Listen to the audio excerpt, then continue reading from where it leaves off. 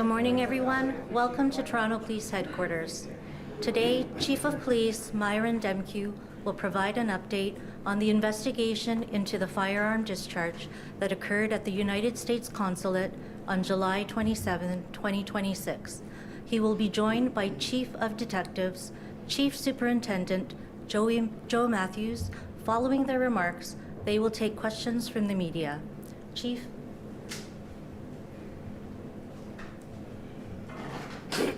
Hello, everyone. Good morning. We are here today to provide an update on a second firearm discharge investigation involving the United States Consulate on University Avenue that took place last week. I said at that time that our pursuit of those responsible would be relentless, and I'm pleased to say that through the hard work of our investigators, we had one suspect in custody this past Saturday. A second suspect was arrested yesterday. Today, both individuals are facing numerous criminal charges in connection with this investigation. One of the accused is 19 years old and has been charged with 15 offenses. The second accused is just 15 years old and is facing 17 offenses. Both are charged with multiple counts of failing to comply with their court-ordered release conditions. Before I continue, I want to thank our frontline members who responded quickly and courageously, as well as our integrated gun and gang task force who worked with the support of our counter-terrorism security unit. I also want to thank our forensic identification team, and I want to acknowledge the Royal Canadian Mounted Police Partnership that continues to work alongside us every day on these types of investigations and as this investigation continues. These investigations are complex. They require coordination, expertise, and strong partnerships. I'm pleased to announce that these arrests today, but I also want to talk about what these arrests tell us. While I will not comment on the criminal histories of the accused because the matter is now before the courts, this case does reflect a broader pattern that I've spoken of before. These are brazen offenses, and we need proper deterrence and justice reform.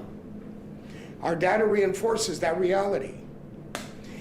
In the Toronto Police Service's 2025 annual statistical report, 2 of the top 20 criminal code offenses associated with firearms offenses are failing to comply with conditions and failing to comply with a probation order.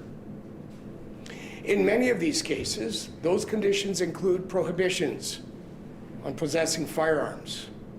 We have seen that pattern for a number of years. We are also seeing people convicted of firearm-related offenses who are serving their sentences in our communities. These are called conditional sentence orders. Some of them then go on to commit additional crimes, sometimes even more serious offenses, including homicide. They continue to pose a significant risk to public safety. We also believe that the modus operandi in this investigation is consistent with what we saw in the previous U.S. Consulate shooting, and that is criminals for hire. We believe that these 2 individuals were offered payment to carry out this attack through encrypted messaging apps.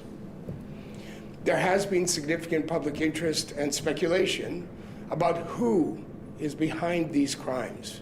That remains a key focus of our investigation. We continue to work closely with the Royal Canadian Mounted Police and other partners to identify those directing, organizing, and financing these attacks.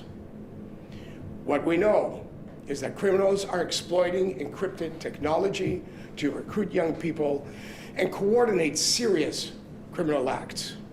Law enforcement needs the tools to keep pace.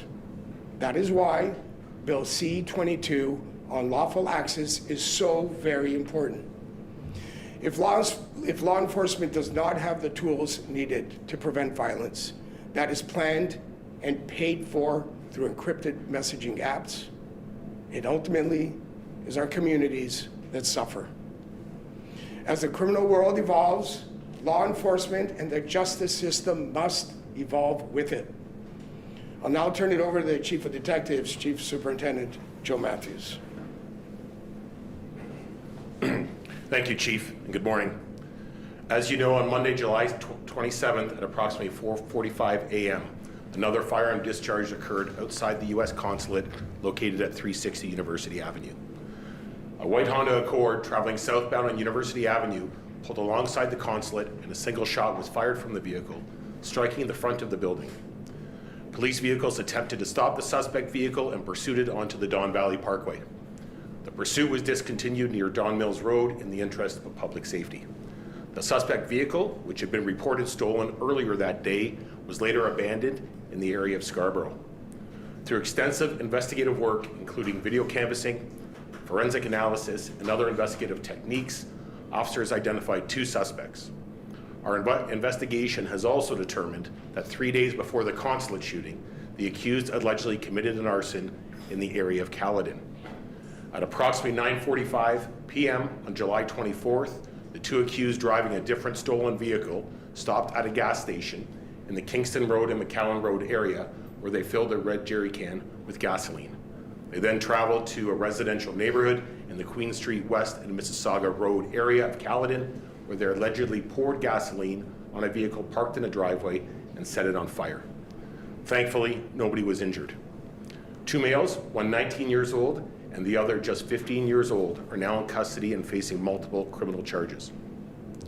I also want to acknowledge the outstanding work of our Integrated Gun and Gang Task Force, our Counterterrorism Security Unit, and our Forensic Identification Services, along with our partners at the RCMP. Their work once again demonstrates the value of coordinated investigations, strong partnerships, and the kind of painstaking police work that happens behind the scenes. Video canvassing, forensic analysis, and following every investigative lead take time, but it is also that work that allows us to identify alleged offenders, arrest them, and put them before the courts. Thank you, and would now be happy to take your questions. Was there any firearm that was recovered connected to this latest U.S. Consulate shooting? No, the investigation is ongoing, but we have not recovered the firearm. Generally, the goal is to identify the head of the snake. That's right. Have we gotten any closer to figuring out who that person is? Is it a domestic person? Are they abroad? Well, that's all part of the investigation. I can tell you as each day goes on, we do get closer and closer to identifying people that are behind these investigations. We have nothing to report at this time, but I will say that the urgency of getting those that will, fire a gun in the streets of Toronto, getting them off the street, that's what we do immediately to protect the public, but those investigations are ongoing. They're incredibly complex, online apps. We are working with all of our local, provincial, and federal partners and internationally as well. Can you speak to how much these criminals are getting paid or the ranges of the amounts? Well, let's say how much they're going to be offered to get paid. In many circumstances, we know they're not getting paid. They're not getting compensated for what they're doing. But it's depending. It really depends on the act that's being asked for. We know that shootings, homicides, arsons are all being ordered through online apps, and they're all getting paid different, or offered to get paid different compensation for each.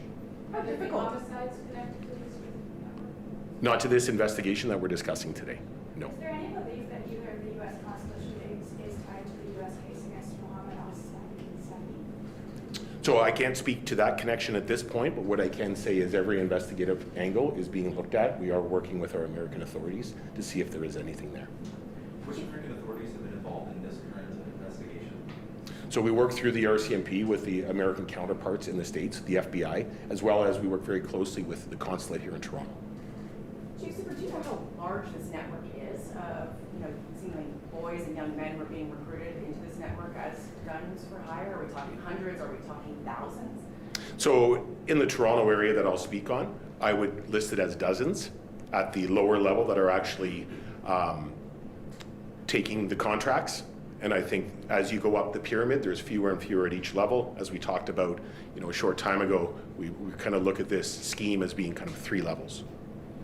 Are Are these two individuals connected to any other shootings on buildings in Toronto? So that investigation's ongoing. At this point, we have not laid any charges on these two people. You said there are different price points, if you will, for different acts. How much are we talking?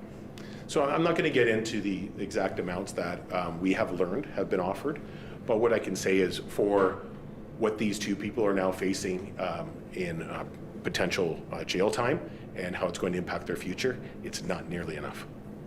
And what can you say about whether this Guns for Hire scheme is still active right now?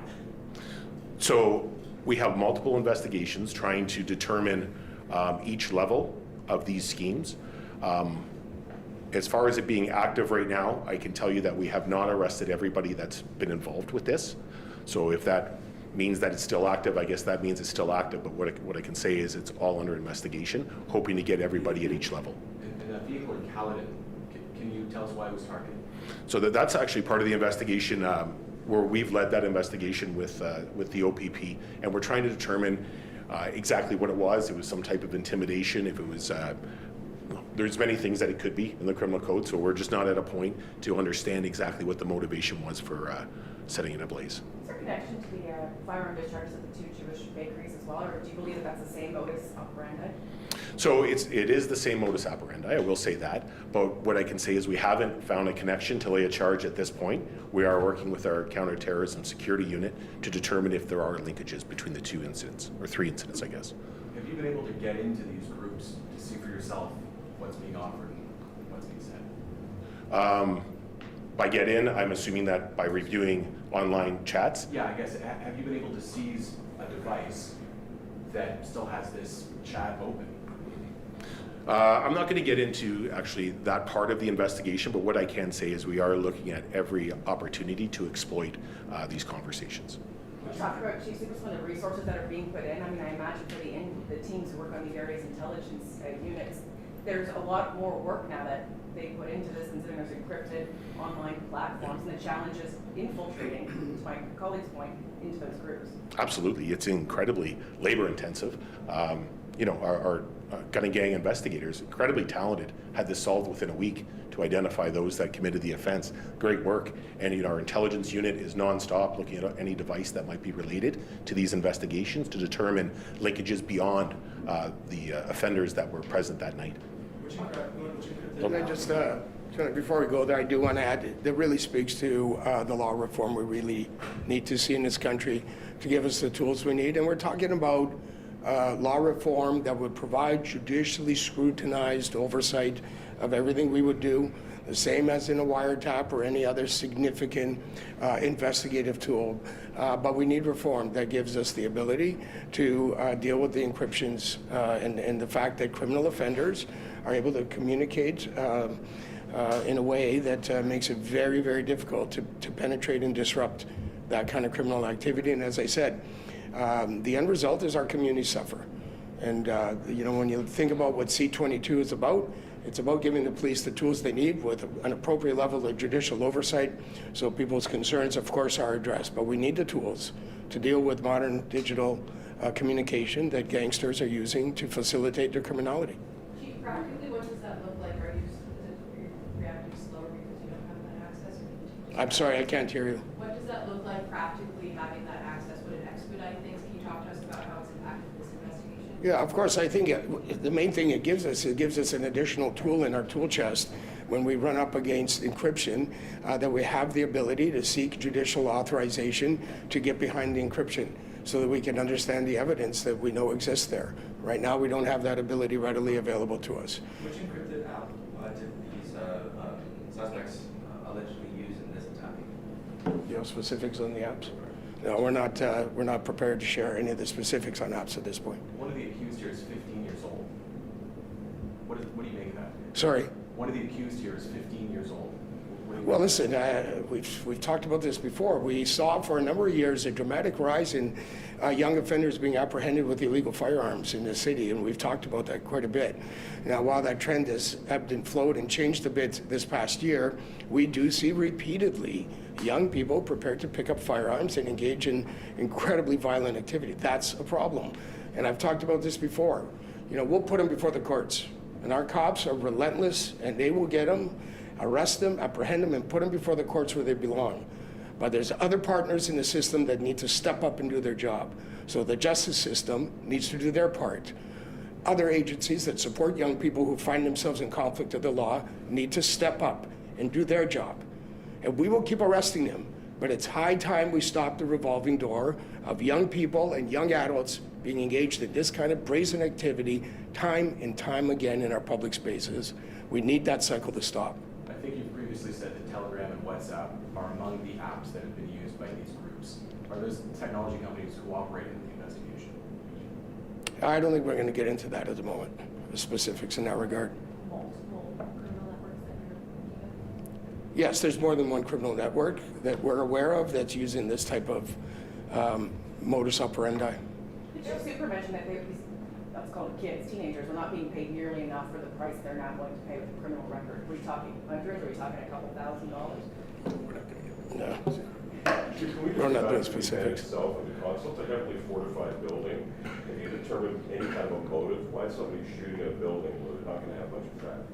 No, that's part of our ongoing efforts to try to track back on, how this crime came to be, who asked for what, and what the reason would be that might speak to motive.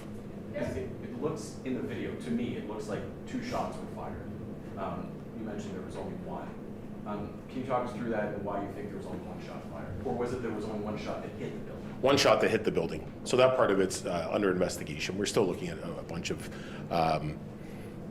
different evidence to see. There were 2 shots, but at this point it looks like only 1 shot struck the building. There was a police-involved shooting in University Ave involving TPS overnight. I'm wondering if you can speak to why TPS was in the deal and whether there's any connection to this investigation. It's not connected to this investigation. Our police officers will go where their criminal investigations lead them.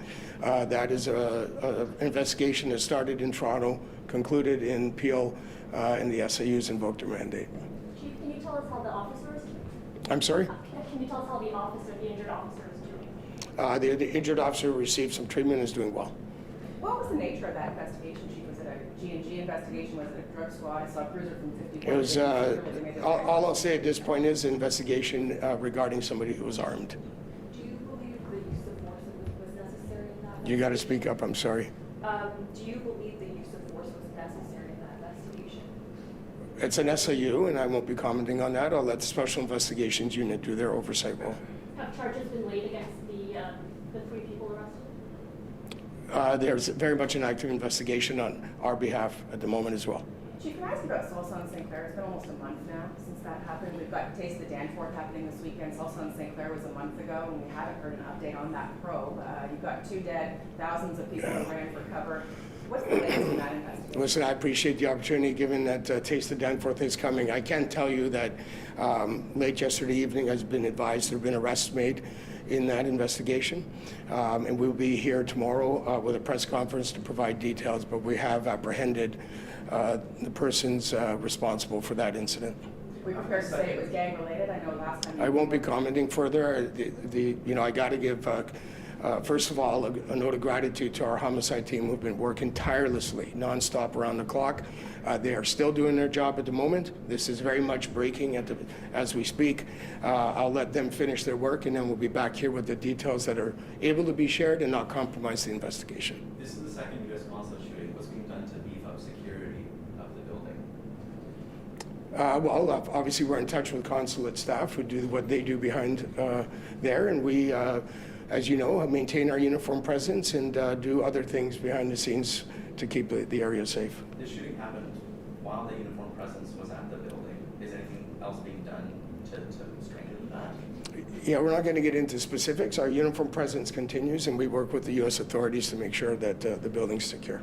Last question? In that video, it seems to me like the cruiser was parked just out of frame. Is that correct? And how many different angles of that do you have? Presumably there's lots of cameras in the corner.